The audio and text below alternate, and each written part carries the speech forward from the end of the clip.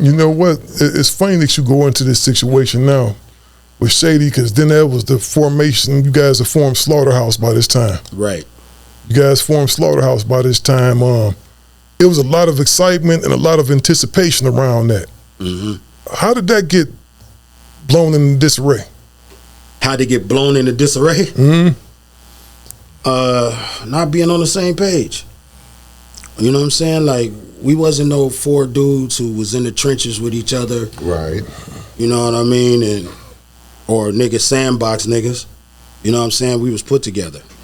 We came together. The fans put us together. We was taking advantage of the internet, bro. That's what it was. I figured out a way to really pop off on the internet. Joe figured out a way. Royce figured out a Joel. So when we came together and did that one song, the internet crashed.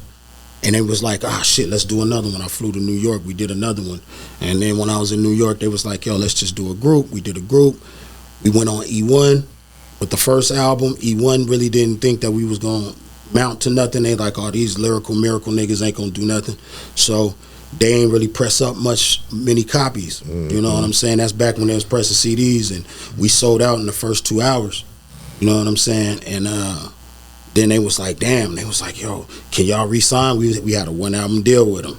And we was like, hell no, y'all didn't even believe in us. Why would we re-sign with y'all?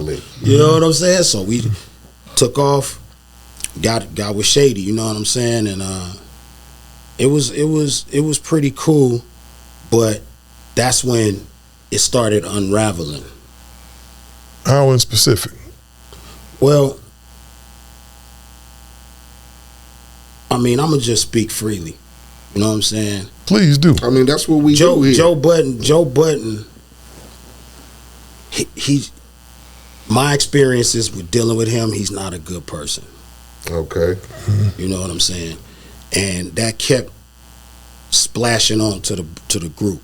Now, everybody we was all making certain mistakes. I was drinking heavy. You know what I'm saying? I was drinking. I was turning up. You know what I'm saying? So sometimes, but I knew how to do my job, even when I was, you know what I'm saying, getting fucked up. I knew how to do my job, but at the same time, who want a nigga to be drunk all the goddamn time?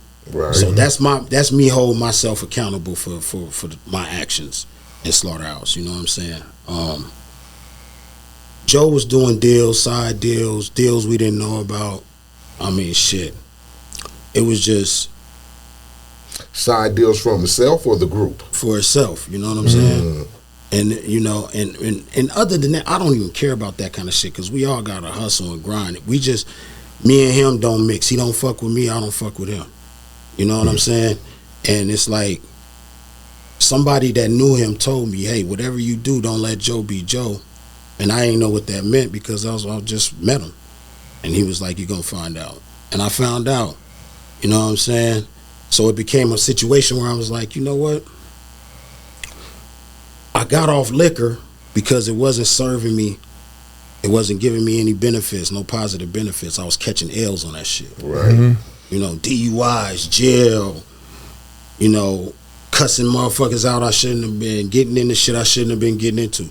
All that type of shit. I got rid of that. I moved that out of my life. So I'm like, you know what? I gotta move this shit out of my life. You know what I'm saying? Because this ain't even it. You know, negative shit don't mix, so you gotta, man, fuck it. Yeah, let it go. You have to. You gotta let it go, and it's like, it'll stress you the fuck out when you trying to figure out, you know, the next move. When the next move is just fuck the motherfucker. I can't mix with them motherfuckers. So it's best for me to just not even deal with it. Yeah, and I'm not even like, you know, I'm not angry. I let the anger go, because when you're angry, it's like you picking up a sharp knife to stab somebody, but you picked up the wrong end and cut yourself. Yeah, all the time. You know what I'm saying? So I don't harbor no anger, you know what I mean, for the situation no more. I let that all go. But it was just one of those things to where, you know, Royce didn't want to do the 3-man group, just me, him, and Joel. When Joe said he retired, Royce he was bent on trying to bring Joe out of retirement and doing the 4-man group, but we just got to the point where me as a person growing and trying to be the best version of myself, I could no longer stand next to that guy. You know what I'm saying? I feel that, and I see you guys have had some dialogue. Yeah. And weren't you on this show? Yeah. The pull up. Yeah, I was on the pull up. What happened with that episode? Like, 'cause I must have missed something. That episode disappeared. That episode disappeared. You know what I'm saying? Is real. You know, that shit disappeared. I feel like it was a good business move for him to make that episode go away, because the conversation, I don't think the conversation went the way him and his team wanted it to go. So it was a good business move for just flushing down the studio, scrap that. You know what I'm saying? But, you know, Slaughterhouse could have impacted the culture. We were some dudes who knew how to rap very well. Indeed. But we didn't impact or move nothing in the culture like we could have, because we didn't grow to that space yet. Now, right now, you'll look at Royce, and Royce will be doing things for mental health. He'll be trying to help, you know, independent artists come up in his community. He's doing things to try to impact the culture now, as he's grown over the years, he's maturing. You see what I'm saying? Slaughterhouse didn't get a chance to mature, be a brand, and impact the culture. Yeah, because that was a hell of an opportunity, dog. Yeah, it was a hell of an opportunity. We had the potential to do that. We could have put our people on. You know what I'm saying? Put people in position. We had an enormous opportunity to just to do whatever we wanted to do, and we didn't do it.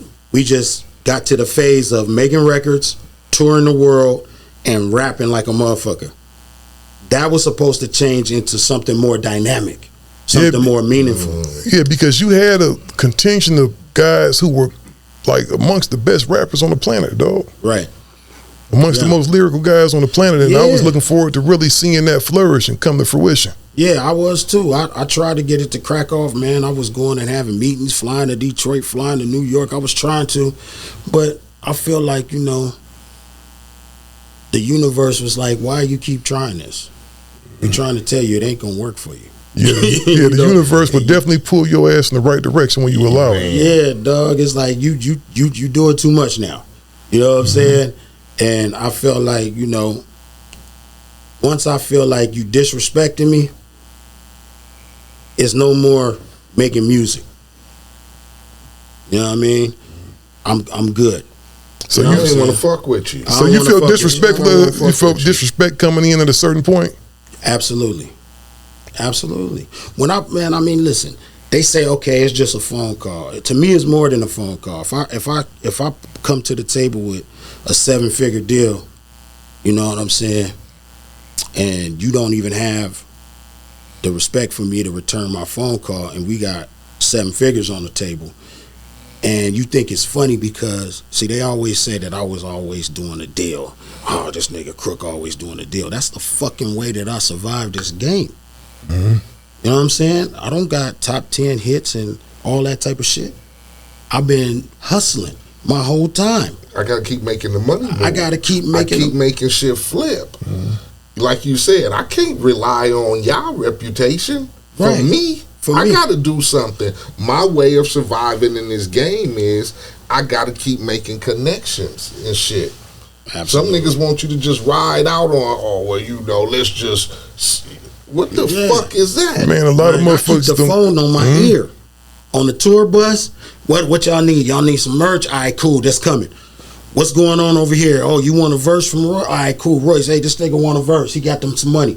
Hey, yo, I'm doing that type of shit. Exactly. You know what I'm saying? And so when I brought the money to the table, it was really something to test everything out. The money was real. The deal was real. On my mama, they had the money waiting for us. You know what I'm saying? But Joe was like, I'm not calling you. I ain't talking to him. He kept sending Royce at me, and I started getting frustrated because I'm like, this is a grown man. He need to get on the phone with me because he didn't want to do the deal. If you don't want to do the deal, tell me why. Just say the shit. Maybe I could fucking go in there and get you what you want. You want more money because you got a popping podcast? All right, we gonna get you more money because you got a popping podcast. Right. You know what I'm saying? What you need. You feel me? But he wouldn't even get on the phone with me, and I started feeling like Royce was enabling that disrespect by calling me and being the middleman. Quit enabling that guy and tell that guy to jump on the phone on his own phone, handle his own business. Yeah, tell me. You know what I'm saying? Exactly. Because I so it just became to the point where I was like, you know what? Shit. I got a whole lot of love for Royce, but I got to move away from this situation because that was the final straw. I was like, dog, and it ended up being a blessing that I did not do it because after I made the Rise and Fall of Slaughterhouse album with Joel Ortiz, more information started coming out. And people was like, okay, this happened and that happened. You didn't know that this happened. You didn't know this deal. You wasn't part of this deal. You didn't, like, all the people that was in the Slaughterhouse universe that was doing business with Slaughterhouse, they start revealing things to me that I never even knew. So I was already getting bad treatment without even fucking knowing it. You feel me? So it was like, you know what? This was a good thing. It helped my mental health a whole lot. I felt stress-free after we, you know, said, yo, it's a wrap on this. You know what I'm saying? Me and Joel jumped in the booth. We put out 2 albums. We got an EP coming out and probably like next Friday. So it's like we back recording, having fun with each other. You know what I'm saying? And it was just one of those life lessons, dog. It's just a life lesson, you know what I mean? And it's, you know, I wish Royce all the success in the world, you know what I mean? And I don't want no harm to come to Joe. I ran into Joe. If I wanted to take off on Joe, I had the perfect opportunity. I ran into him in Jersey at the hotel. You know what I'm saying? After all this shit, we sat down and talked. My main message I wanted to tell him was, get back to your boy Maul, man. Because what happened with him and Maul, I just didn't like that, you know what I'm saying? And I'm like, Maul, I saw what Maul did for you. I saw how Maul had your back. I saw how he was in the trenches with you. So for that thing to unravel how it unraveled and what happened, you need to make that right with Maul, man. You need to make that right with Maul. So, you know, I mean, I told him how I felt. I got my bars off like, yo, my nigga, y'all niggas, y'all thought shit was funny. Y'all was disrespecting. I get uncomfortable when niggas is disrespecting me.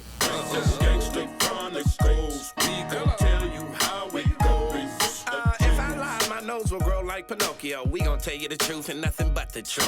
Gangsta chronic pose, this is not your